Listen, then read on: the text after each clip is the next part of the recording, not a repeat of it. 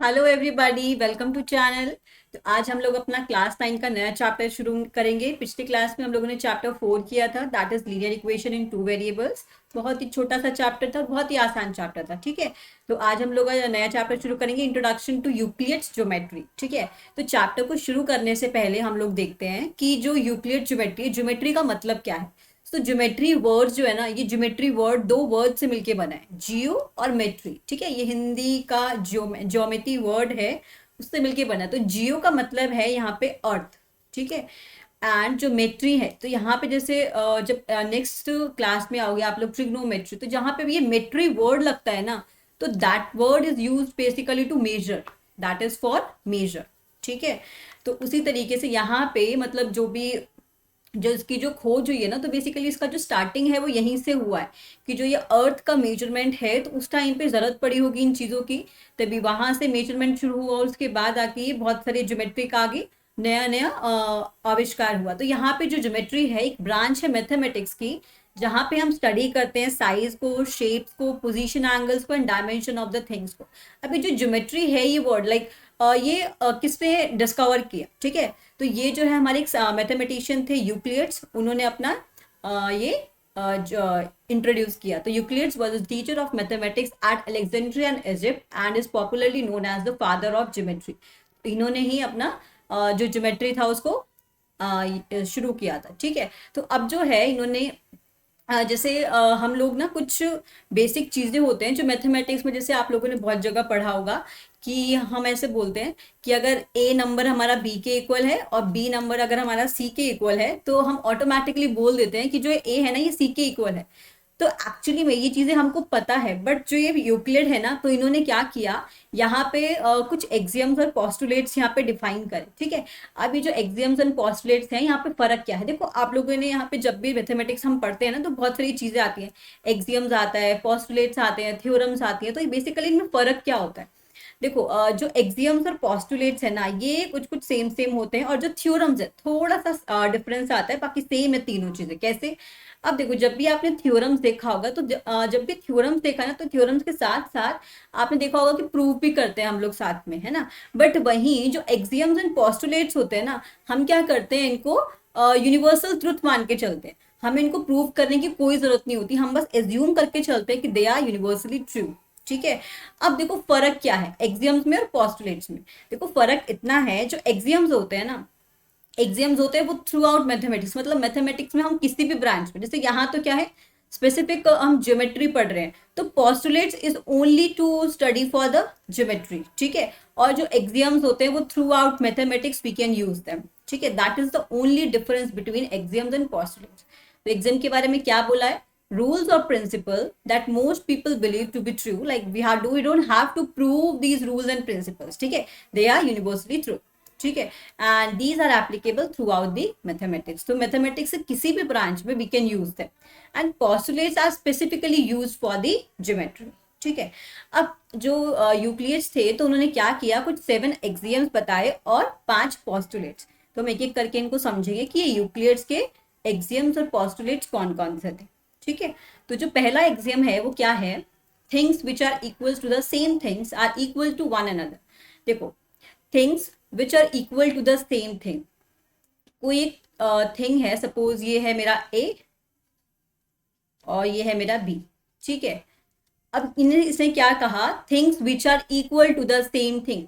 अब ये जो थिंग है, जो ये दोनों इक्वल हैं सेम थिंग के, तो ये दोनों सेम थिंग के इक्वल हैं, they are equal to one another. तो ये क्या होंगे, ये आपस में भी क्या होंगे, इक्वल होंगे। देखो इसको एक एग्जाम्पल से समझ के चलते हैं हम लोग। और सपोज करो ये हमने कहा x है और ये y है। ठीक है, इसने कहा कि जो x है वो भी, मतलब दो थिंग्स हैं x और y। ठीक है, ये दोनों इक्वल हैं सेम थिंग के, दोनों इक्वल हैं सेम थिंग के। तो इसका मतलब क्या हो, देखो x की भी वैल्यू 2 है, y की वैल्यू भी 2 है, तो इसका मतलब हम क्या बोल सकते हैं कि जो x और y है वो दोनों किसके इक्वल है, 2 के इक्वल हो जाएगा। ठीक है, तो things which are equal to the same things are equal to one another. ठीक है, this is the first axiom. Second axiom क्या है? if equals are added to equals then the wholes are also equal। देखो, equals are added to equals, दो चीजें equal है। ठीक है, ए और बी दोनों इक्वल है, इन दोनों इक्वल क्वांटिटी में ना अगर हम कुछ इक्वल इक्वल ऐड करेंगे, अब इक्वल तुम कुछ भी ले सकते हो, इट कैन बी एनीथिंग। तो मैंने क्या किया, दोनों में सी सी ऐड कर दिया, तो ये क्या बनेंगे, A plus C and B plus C. अब देखो जब हमने इक्वल इक्वल ऐड किया तो यहाँ, अच्छा एक काम करते हैं, क्योंकि हमने इक्वल माना है ना, equal are added to equal, so equal माना है ना, तो ये जो दोनों है दोनों सेम होने चाहिए, ठीक है। तो यहाँ पे भी हमें क्या मिलेगा, ए और C, A plus C. If equals are added to equals, हमने दोनों इक्वल्स लिए, ठीक है, दीज आर इक्वल्स, और उसके अंदर कुछ इक्वल ही ऐड कर दिया, उसके अंदर हमने कुछ इक्वल ऐड किया, then we will get the whole are also equal, that means जो हमें होल मिलेगा ना ये, that is also equal. This implies A plus C is also equal to A plus C. इसको एक एग्जाम्पल से समझ लेते हैं। हालांकि ये चीजें आपको बहुत ही लाइक बेसिक चीजें हैं, ये पता होंगी, बट फिर भी हम लोग को एक बार एग्जाम से पढ़ना ही है ना। तो देखो क्या बोला, अगर इक्वल्स है, हमने दो इक्वल्स लिए, उसके अंदर कुछ इक्वल्स को ऐड कर दिया, दोनों इक्वल्स को ऐड कर दिया, यहाँ भी 7 मिला, यहाँ भी 7 मिला, प्रूव हो गया ना कि if equals are added to equals then the wholes are also equal, ठीक है।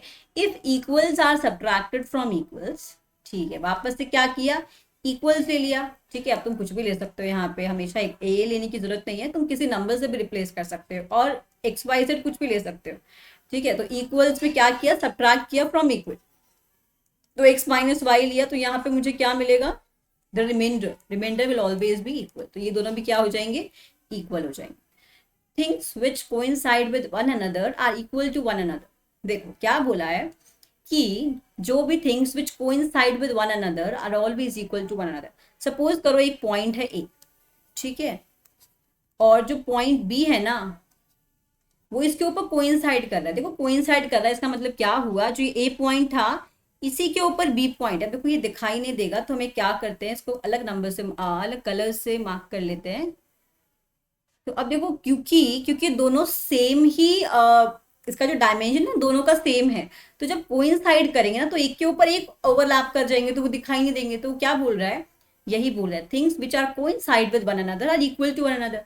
अब एक के ऊपर एक आएंगे तो दोनों क्या होंगे, इक्वली तो होंगे। सपोज करो ये मेरी एक लाइन है 2 सेंटीमीटर की, ठीक है। अब मैंने एक और लाइन लिया 2 सेंटीमीटर का, अगर मैं इन दोनों को अगर मान लो, मतलब हम एक चीज ये भी देख सकते हैं, अगर कोइंसाइड कर रहे हैं दोनों तो मतलब वो इक्वल है, ठीक है। तो अब देखो इस 2 सेंटीमीटर लाइन को जब एक दूसरे के ऊपर कोइंसाइड करेंगे, एक के ऊपर एक रखेंगे, तो दोनों क्या होंगे, हम बोल सकते हैं they are equal to one another. This is the fourth axiom, ठीक है। Fourth axiom, the whole is always greater than the part. Whole मतलब बड़ा part, greater than the part, ठीक है। अब देखो इसको ना ऐसे समझते हैं, सपोज करो तुम्हारे पास एक पिज्जा रखा है यहाँ पे, ठीक है। अब इस पिज्जा के सपोज करो 4 बच्चे हैं, तो चारों क्या करेंगे, एक स्लाइस खा लेंगे। तो इसने क्या बोला, whole is greater than the part. जो होल है ना, होल मतलब पूरा pizza, is always greater than the part. Part मतलब इतना। अब सपोज करो एक बच्चा है, एक बच्चे ने सिर्फ इतना खाया, दूसरे बच्चे ने सिर्फ इतना खाया, ये तीसरे ने खाया, चौथे ने खाया, तो ये जो पार्ट्स हैं ये तो हमेशा छोटे रहेंगे ना होल से, ऑब्वियस सी बात है। हमेशा हमने एक पार्ट लिया, पार्ट तो हमेशा एक छोटा सा टुकड़ा लिया ना हमने पूरे में से, तो whole will always be greater than the part. ये तो बहुत ही ऑब्वियस चीज है, हालांकि सारी ऑब्वियस चीजें हैं, बट देख लेते हैं एक बार, ठीक है। फिर क्या है, things which are double of the same things are equal to one another. Things which are double of the same things are equal to one another. अच्छा इसको क्या बोला है, ये मेरे पास कोई एक्स है और ये वाई, ये दोनों जो थिंग्स है ना वो इक्वल है डबल किसी का। Things which are double of the same thing, ये भी ए का डबल है और ये भी ए का डबल है, तो इन्होंने क्या बोला है कि ये दोनों भी क्या होंगे, आपस में इक्वल होंगे। तो यहाँ से हम बोल सकते हैं कि जो एक्स और वाई है ये भी आपस में इक्वल होंगे, ठीक है। ये इतनी सी बात बोलिए, things which are double of the same things. इसको एक एग्जाम्पल से लेके समझ लेते हैं। सपोज करो, suppose the value of A is 10, ठीक है। तो यहाँ से x कितना हो जाएगा, 2 into A, that is 2 into 5। तो यहाँ से x का वैल्यू हो गया 10। फिर y निकाल लेते हैं, 2 into a, this is 2 into 5, that is equals to 10, ठीक है। तो अब देखो यहाँ से x की वैल्यू भी 10 है और y की वैल्यू भी 10 है, बट x और y दोनों की वैल्यू 10 है, then we can say that x is equals to y and both the values are equals to 10। तो इसका मतलब हम बोल सकते हैं ना कि जो थिंग्स थे जो कि डबल के इक्वल थे, double of the same thing के, वो आपस में भी क्या होंगे, वो दोनों इक्वल हो जाएंगे, ठीक है। अब जैसे कि डबल के लिए है, वैसे ही एक हमारे पास एग्जाम है हाफ्स के लिए, ठीक है। अब हाफ्स के लिए क्या बोल रहा है ये, things which are halves of the same things are equal to one another.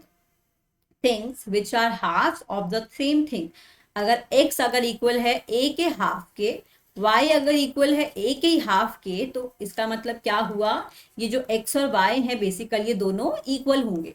देखो ये वाली चीजें ना बहुत ऑब्वियस है, आप लोग को जब भी कोई एग्जाम्पल के साथ आप देखोगे ना तो आपको बहुत आराम से दिखाई दे जाएंगे, और ये वैसे भी बहुत ऑब्वियस है, एग्जाम्पल के बिना भी देखो समझ आ रहा है कि भाई अगर इन दोनों का लेफ्ट राइट हैंड साइड अगर इक्वल है तो ऑब्वियसली बात है लेफ्ट हैंड साइड भी दोनों सेम ही रहे होंगे, तभी तो ये राइट हैंड साइड इक्वल आ रहे हैं। जैसे अब यहाँ पे एग्जाम्पल लेते हैं, a की वैल्यू सपोज करो 10 है, ठीक है, या 12 ले लो, कुछ भी ले लो, तो x क्या मिल जाएगा, a/2 दैट इज 12/2, तो यहाँ से 6 आ जाएगा।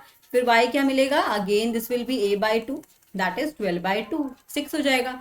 तो देखो x का वैल्यू भी 6 है और y का वैल्यू भी 6 है, तो क्या हम बोल सकते हैं x और y दोनों कितना हो जाएगा, 6 हो जाएगा। तो that means they are also equals to one another. ठीक है, दीज आर द 7 एक्सियम्स। तो एक बार वापस से देख लो कौन कौन से, देखो इनको जिन नंबर्स के साथ ही लिखे हैं उन्हीं के साथ हमको देखना है, याद रखना है। ठीक है, फर्स्ट क्या है, things which are equal, same thing are equals to one another, if equals are added to equals then the wholes are also equal. ठीक है, फिर ये सबट्रैक्शन के लिए हो जाएगा। फिर कोइंसाइड वाला, things which coincide with one another are equal to one another, then the whole is always greater than the part. Things which are double of the same things are equal to one another, फिर ये double के लिए तो उसके बाद ये half वाले के लिए हो जाएगा। ठीक है, तो ये तो बात हो गई हमारी एक्सियम्स की। अब बात आते हैं पोस्टुलेट्स की। पोस्टुलेट्स क्या है, that is only for the geometry part. ठीक है, इनको हमें और किसी ब्रांच में जरूरत नहीं पड़ेगी, इनको सिर्फ हम ज्योमेट्री में यूज करेंगे। ठीक है, तो अब देखिए कौन कौन से पोस्टुलेट्स हैं हमारे। तो फर्स्ट पोस्टुलेट क्या बोल रहा है, अ straight line may be drawn from any one point to any other point. Okay, तो इसने क्या बोला कि हम एक स्ट्रेट लाइन को ड्रॉ कर सकते हैं from one point to any other point. Suppose करो मेरे पास एक ही पॉइंट है, एक पॉइंट मेरा ये है, ठीक है, तो उसने कहा है कि इन दो पॉइंट्स को यूज करते हुए ना सिर्फ हम एक ही लाइन को ड्रॉ कर सकते हैं। तो ये बात तो सही बोली है ना इसने, ये पॉइंट मेरा एक है, तो स्ट्रेट लाइन में be drawn from any one point to any other point. तो other point to one point हम क्या कर सकते हैं, सिर्फ एक ही स्ट्रेट लाइन ड्रॉ कर सकते हैं। तो आप बना के देखो कि आप कोई और स्ट्रेट लाइन ड्रॉ कर सकते हो क्या, क्योंकि जो ये शॉर्टेस्ट पाथ है ना वो स्ट्रेट लाइन वाला, वो तो बस यही रहेगा ना, घुमा के लेके जाओगे तो ये स्ट्रेट तो नहीं रहेगा, है ना, ज्वाइन तो कर सकते हैं but it should be straight line, तो स्ट्रेट लाइन तो सिर्फ एक ही बनेगी। तो ये पॉइंट हमारा हो गया वेरीफाई, स्ट्रेट लाइन में be drawn from any one point to any other point. ठीक है, now next is a terminated line can be produced indefinitely. देखो ये जो टर्मिनेटेड लाइन है ना, सबसे पहले तो ये हमारा बेसिकली लाइन सेगमेंट है। ठीक है, लाइन सेगमेंट, तो इसमें क्या है, लाइन सेगमेंट क्या होता है, एक ऐसा लाइन का पार्ट होता है जिसमें end points are very fix, like they are fixed. ठीक है, तो जैसे सपोज करो ये मेरे पास एक टर्मिनेटेड लाइन है, तो उसने क्या बोला है कि जो टर्मिनेटेड लाइन है ना, वी कैन प्रोड्यूस्ड इट इनडेफिनिटली। देखो अब बी है, बी की साइड से क्या मैं इसको एक्सटेंड कर सकती हूँ, क्या कर सकती हूँ, फिर ऐसे ही मैं इसको एक ही साइड से भी एक्सटेंड कर सकती हूँ, बिल्कुल कर सकती हूँ। तो इसने यही तो बोला है कि a terminated line can be produced indefinitely. ठीक है, now next point is a circle can be drawn with any centre and any radius. इसने क्या बोला है कि एक सर्कल को हम ड्रॉ कर सकते हैं विद एनी सेंटर, मतलब देखो ये सपोज मेरा सेंटर है, तो उसने क्या कहा कि मैं इस सेंटर से मैं कितने भी रेडियस का एक सर्कल ड्रॉ कर सकती हूँ। ठीक है, ऐसे जैसे यहाँ पे किया वैसे मैं यहाँ भी कर सकती हूँ, इस पर मैंने रेडियस छोटा ले लिया तो एक और सर्कल ड्रॉ कर दिया, तो ये सर्कल ना मैं कहीं पे भी ड्रॉ कर सकती हूँ। ठीक है, तो इसने यही बोला है, बहुत ही सिंपल है, और सर्कल में भी drawn can be drawn with any centre and any radius, किसी भी सेंटर का किसी भी रेडियस का सर्कल कैन बी ड्रॉन। ठीक है, now next point is all right angles are equal to one another. अब देखो यहाँ क्या होता है, जो राइट एंगल है ना, इसने क्या बोला, हमने देखो राइट एंगल के बारे में अगर पढ़ा हो आप लोगों ने कि राइट एंगल एक ऐसा एंगल होता है जहां पे both the lines are perpendicular to each other like this. ठीक है, तो अगर आपने कोऑर्डिनेट ज्योमेट्री पढ़ा हो वहां पे भी हमने दो ऐसे एक्स एक्सिस और वाई एक्सिस के बारे में बात की है, तो ये भी बेसिकली क्या है, आपस में परपेंडिकुलर बनाते हैं, राइट एंगल बनाते हैं। ठीक है, तो क्या बोले, all right angles are equal to one another. देखो अब इसने बात क्या बोली है कि सपोज करो मैंने एक एंगल ये ऐसा बनाया, अब मैंने क्या किया, इसको मैंने उल्टा कर दिया ऐसे, तो क्या अब ये राइट एंगल नहीं बनेगा क्या, बिल्कुल बनेगा। हमने क्या किया, बस इसको जो ऐसे था अब मैंने इसको ऐसे कर दिया। बात तो एक ही है ना, अभी यहाँ बना रहा था, अब ये यहाँ बना रहा है, उससे कोई फर्क नहीं पड़ेगा, है ना। लाइंस तो क्या है, परपेंडिकुलर ही है, एंगल भी वो क्या बनाएंगी, 90 डिग्री का ही बनाएंगी, तो दे आर ऑल्सो इक्वल। ठीक है, अब इसी को मैं ऐसे भी बना सकती हूँ, देखो this is also a 90 degree angle, right angle. ठीक है, फिर इसको मैंने ऐसे बना दिया, तो this is also 90 degree angle. तो इसने यही बोला है कि तुम इसको किसी भी तरीके से बनाओ। और ऐसे ही नहीं, अगर सपोज करो मैंने इसको कुछ ऐसा बना दिया, ऐसा, तब भी ये क्या बनेगा, एक 90 डिग्री का एंगल ही बनेगा। तो हम किस तरीके से रख रहे हैं उसको, उससे कोई फर्क नहीं पड़ता।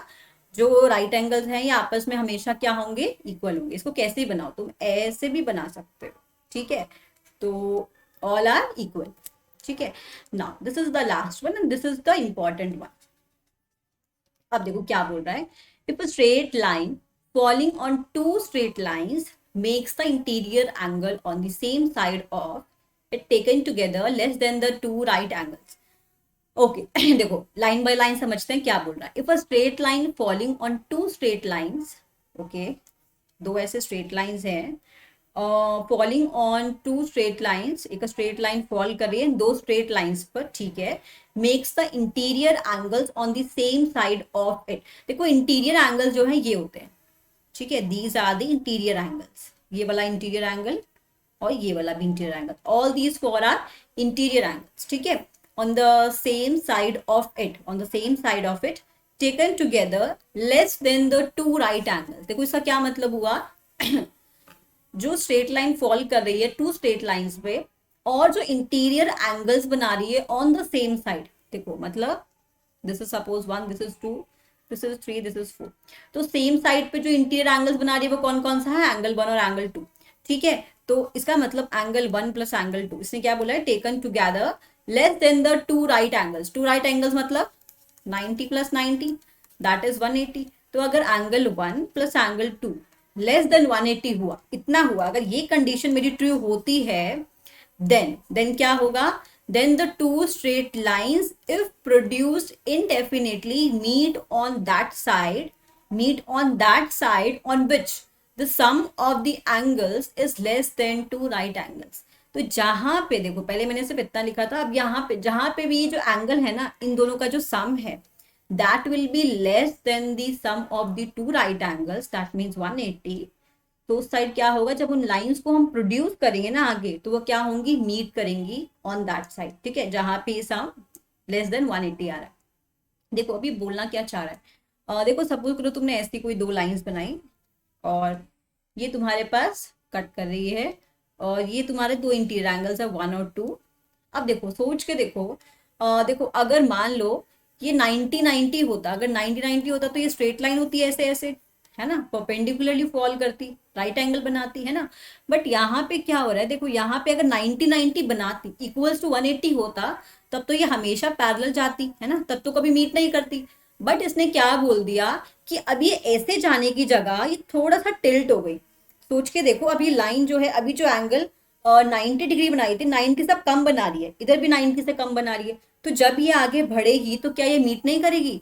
तो इसने यही बात बोली है कि ये अगर एंगल 1 है, ये एंगल 2 है, और इनका जो सम है, इनका जो सम है दैट इज लेस देन 180, तो जब इन दोनों लाइंस को आगे प्रोड्यूस करेंगे ना, तो ये आगे मीट करेगी, उस साइड को करेगी, उस साइड मीट करेगी जिस साइड पे सम लेस देन 180 है। जिस साइड को सम लेस देन 180 नहीं है ना, जैसे यहाँ देखो ये सपोज एंगल 3 है, ये एंगल 4 है, तो angle 3 plus angle 4 is greater then 180। तो यहाँ पे क्या है, ये देखो कितना भी तुम प्रोड्यूस कर लो आगे, ये कभी भी आपस में मीट नहीं करेंगे, क्योंकि ये क्या करेंगे, आपस में दूर दूर जाती जाएंगे। ठीक है, तो यहाँ पे ये कभी भी सॉरी, इस साइड को, जिस साइड को सम जो है लेस देन 180 होगा, उस साइड को मीट करेंगी और दूसरी साइड को मीट नहीं करेंगे।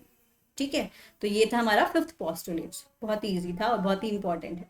ठीक है, तो ठीक है, अब हम बढ़ते हैं एक्सरसाइज की तरफ। तो एक्सरसाइजेस भी बहुत ही इजी हैं, बहुत ही आसान है, क्वेश्चंस भी इसमें बिल्कुल भी मुश्किल नहीं है, तो आप एक बारी में देखोगे कर लोगे आराम से।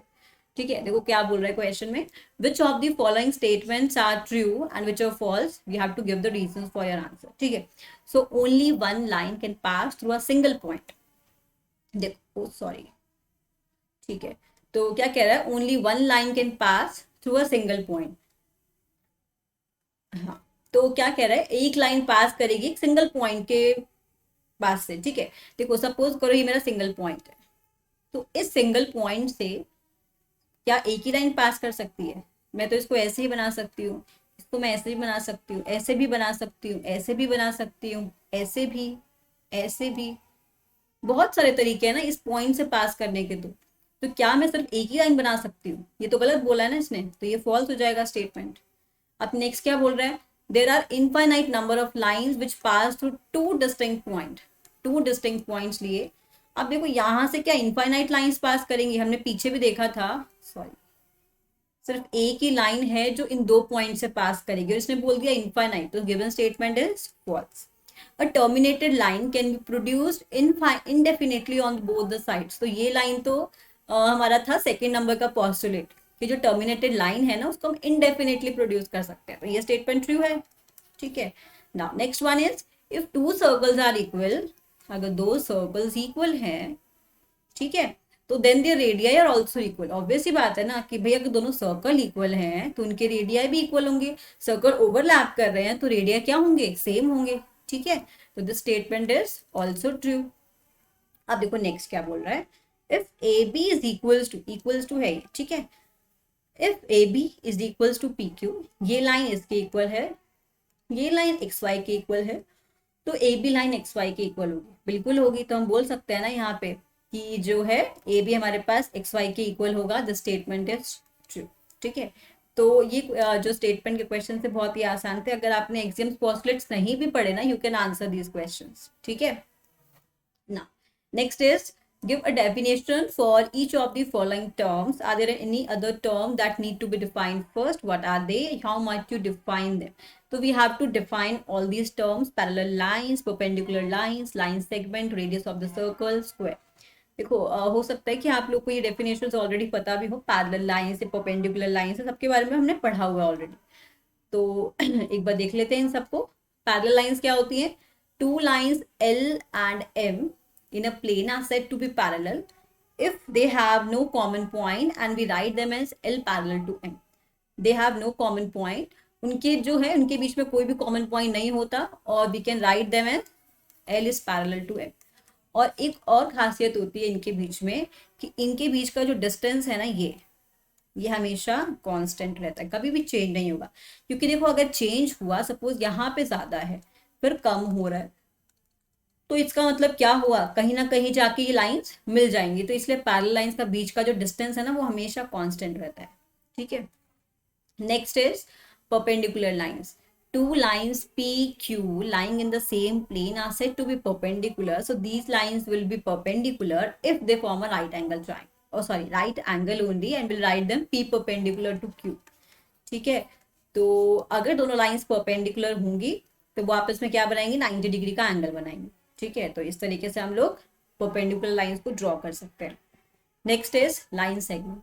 A line segment is a part of a line having a definite length. It has two end points. In the figure, a line segment is showing having end points A and B.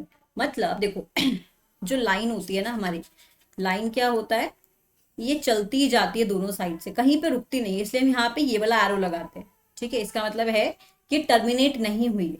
But अगर इस पूरी line में से ना हमने एक छोटा सा पार्ट निकाल लिया फिक्स लेंथ का, ठीक है, इसी को हम बोल देते हैं line segment. Okay, so this is my line segment. Okay, now next is radius of circle. So distance from a center to a point on the circle is called the radius of a circle. So जो distance है from the center, जहां से, जैसे अगर आपके पास compass से जब हम सर्कल को ड्रॉ करते हैं ना, तो सेंटर से हम जैसे हमने कुछ फिक्स लेंथ का हमने कंपास खोला, ठीक है, तो सेंटर से हम ऐसे ड्रॉ करते हैं, तो ये जो सेंटर से और जहां तक हमने खोला ये जो डिस्टेंस होता है ना, that is the radius. So the distance from the centre, जहां से हमने स्टार्ट किया, to a point on the circle is called the radius of the circle. In the figure here you can see that my PQ is the radius. Okay, this is the radius of the circle. तो ये हमारा हो गया radius. And the last one is square. A quadrilateral in which all the four angles are right angles and all the four sides are equal is called square. So देखो quadrilateral square जो है एक ऐसा quadrilateral है, quadrilateral मतलब इसके 4 sides होते हैं, 4 एंगल्स होते हैं, 4 वर्टिसेस होते हैं। तो एक ऐसा quadrilateral in which all the 4 angles, अब देखो यहाँ पे एंगल्स पे कंडीशन दे दी, साइड्स पे कंडीशन दे दी कि सारे जो एंगल्स है ना it should be right angles, ठीक है, and all the 4 sides must be equal. So if these two conditions are satisfied in a quadrilateral, then we will say that it will be my square. ठीक है, इसमें बोला है कि अब इसको समझने से पहले कौन कौन सी टर्म्स की रिक्वायरमेंट, जैसे यहाँ पे बहुत सारी टर्म्स हैं, क्वाड्रिलेटरल हुआ, एंगल हुआ, साइड्स हुआ, पॉइंट हुआ, लाइन हुआ, तो ये सारी जो पॉइंट्स हैं जिसको हमें जरूरत है, जैसे इसमें पूछा है ना कि क्वेश्चन में are there is any other term that need to be defined first, so these terms need to be defined first. ठीक है, चलो अब देखते हैं next question. Consider two postulates given below, given any two distinct points A and B, there exists a third point C which is in between A and B. ठीक है, there exists a point A and B and third point C which is in between A and B. ठीक है, वो यहाँ होगा C, this is C, this is A, this is B. Okay, now there exist at least 3 points that are not in the same line. So मतलब ये कुछ ऐसा रहा होगा, ठीक है, A B C इस टाइप से। So do these postulates contain any undefined term? क्या इन postulates में जो हमने ये ऊपर दो डिफाइन किया है, क्या इसके अंदर कुछ undefined terms हैं क्या? Are these postulates consistent? Do they follow from the Euclid's postulates? तो हमें ये 3 चीजों का आंसर देना, ठीक है। सबसे पहले इसने बोला है कि क्या ये postulates में undefined terms हैं क्या। अब देखो इसने बोला कि एक पॉइंट यहाँ, एक पॉइंट यहाँ, एक पॉइंट यहाँ है, तो अब देखो इसमें ये अनडिफाइंड क्या है, इसमें इसने नहीं बताया कि पॉइंट्स का पोजीशन कहाँ है, ये कौन सी लाइन पे लाई कर रही है। So yes, these postulates contain undefined terms such as point and line, ठीक है। Also these postulates are consistent because they deal with the 2 different situation. ये 2 डिफरेंट सिचुएशन हमको ऑलरेडी दे रखी है, these are the 2 different situation, ठीक है। अब देखो क्या ये बोल रहा है कि क्या ये यूक्लिड्स पोस्टुलेट को फॉलो कर रहा है क्या देखो, no, because these postulates do not follow from the Euclid's postulates. However, they follow from the axiom. Given 2 distinct points, there is a unique line. अगर हमारे पास वो थी axiom थी, that is अगर 2 unique points है, distinct points हैं, तो एक लाइन जो है पास करेगी इन 2 distinct points, ठीक है। तो यहाँ पे postulates, क्योंकि postulates में ये फॉलो नहीं कर रहा है, ये axioms को फॉलो कर रहा है, ठीक है, इस axiom। Now, next question is, if a point C lies between 2 points A and B such that AC is equals to BC, ठीक है, C point इस तरीके से है कि AC इक्वल है BC के, prove that AC is half of AB, हमें प्रूव करना है जो AC है ना, this is the half of the full AB, ठीक है। तो देखो क्या करना है, सबसे पहले तो हमको गिवन क्या है, AC is equals to BC, ये लिख लेंगे AC is equals to BC। अब देखो हमने देखा था क्या कि अगर किन्हीं 2 इक्वल्स में अगर हम इक्वल को ऐड कर दे तो it will not affect the whole thing, है ना।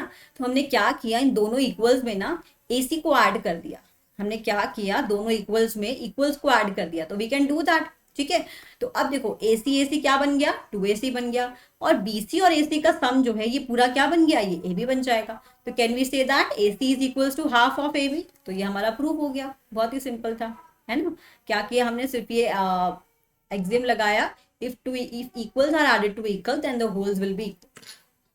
Now the next one is in question 4 point C is called the midpoint, ठीक है। अब इसने बोला है कि prove that every line segment has one and only one midpoint। इसने क्या बोला कि हमने लास्ट क्वेश्चन में देखा कि C हमारा मिड पॉइंट है, तो अभी ये बोलना चाह रहा है कि ये बताओ कि हर लाइन सेगमेंट का सिर्फ एक ही मिड पॉइंट होता है, ठीक है। देखो हमने एज्यूम कर लिया क्योंकि हमें यूनिक प्रूफ करना है, तो हम क्या करते हैं यहाँ पे कॉन्ट्रडिक्शन मेथड से प्रूफ करते हैं। कॉन्ट्रडिक्शन मेथड क्या बोलता है, ये बोलता है कि इसने बोला है ना कि हमें एक प्रूफ करना है, तो हम जानबूझ के एज्यूम करेंगे कि हमारे पास 2 मिड पॉइंट है, हम क्या एज्यूम करेंगे, 2 मिड पॉइंट, ठीक है। तो अब देखो अगर मान लो ये लाइन है AB, अगर C मिड पॉइंट है, C मिड पॉइंट है, तो जो हमने पीछे पढ़ा था कि जो AC can be written as half of AB, this is the first point. अगर D मिड पॉइंट है तो AD can be written as half of AB, ठीक है। अब हमने एक एग्जाम देखी थी कि अगर दोनों के राइट हैंड साइड इक्वल है तो left hand side will also be equal. तो कैन वी से दैट, तो हम इसको वहां से भी लिख सकते हैं और हम लोग वहां से भी लिख सकते हैं कि हम इन दोनों को सब्ट्रैक्शन से भी लिख सकते हैं, ठीक है। तो यहाँ से हम लिख सकते हैं कि अगर इनके राइट हैंड साइड्स इक्वल है तो इनके लेफ्ट हैंड साइड्स भी इक्वल हो जाएंगे, तो मतलब A C will be equals to A D, ठीक है, AC will be equals to AD। इन्होंने यहाँ पे क्या किया, सब्ट्रैक्ट कर दिया, तो that is also fine. And we can also use the axiom कि AC will be equals to AD because their right hand sides are equal.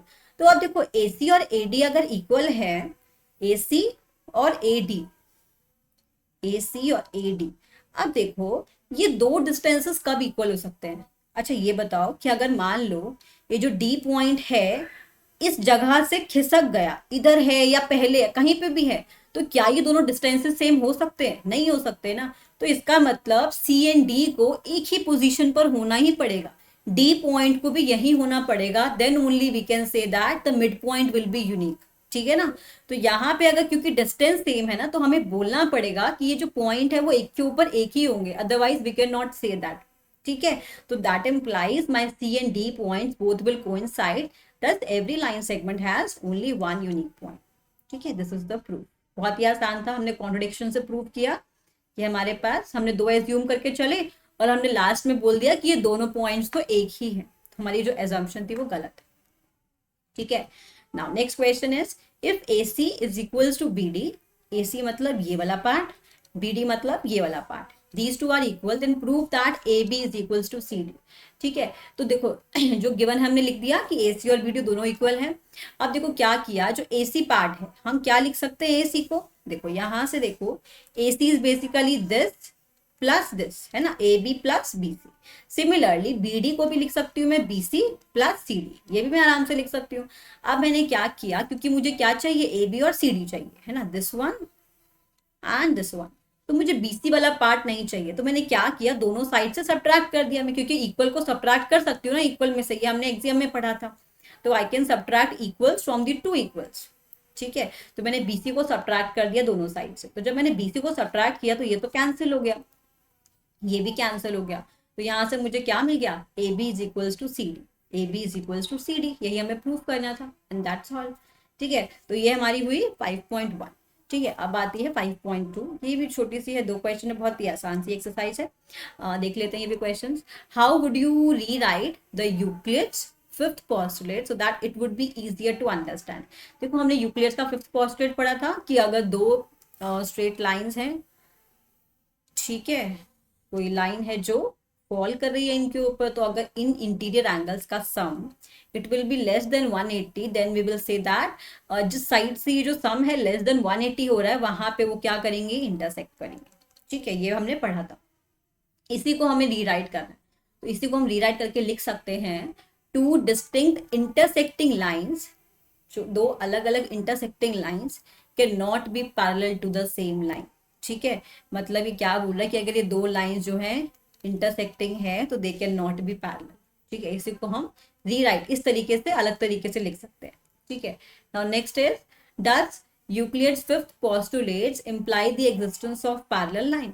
अब देखो हमने जब ये पोस्टुलेट पढ़ाया था ना, तब भी तुम्हें एक चीज बताई थी कि हमने कहा था कि जो इंटीरियर एंगल का सम है अगर 180 से कम होगा ना तब इंटरसेक्ट करेगी, है ना, तब ये ऐसे इंटरसेक्ट करेगी। बट सोच के देखो कि अगर ये लाइन को मैं पैरेलल कर दूं, अगर ये जो लाइन है वो पैरेलल है और ये ऐसे कुछ फॉल कर रही है, तो उस टाइम पे देखो अब मैंने क्या किया, अब इस टाइम पे क्या होगा, ये लाइंस क्या होंगी, पैरेलल हो जाएंगी। तो क्या बोल रहा है, yes if a straight line L falls on two lines M and N such that the sum of the interior angles on one side of L is equals to the two right angles. इस time पे क्या था, less than 180 था, तो अगर ये equals to 180 हो जाए तो क्या होगा, 90 पे फॉल करेगी बेसिकली, है ना। तो ये ऐसे ऐसे होगा ना, और अब अगर 90 पे फॉल कर रहा है तो ये हमेशा से स्ट्रेट ही जाएगी आगे भी। क्या ये आपस में कट कर पाएंगे एक दूसरे को, बिल्कुल नहीं।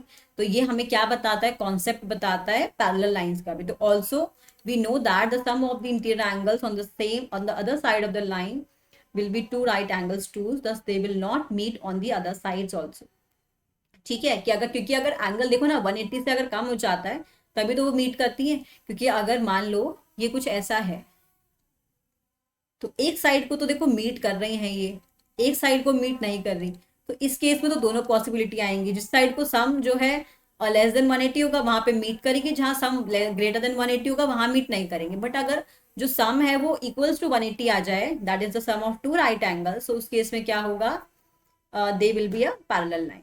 ठीक है, तो ये हमारे पास हुआ लास्ट क्वेश्चन इस एक्सरसाइज का। So here we are done with this chapter. ठीक है, तो नेक्स्ट क्लास में we will start with the quadrilaterals. तो मिलते हैं नेक्स्ट क्लास में, आज की क्लास में इतना ही, बाय बाय, थैंक यू।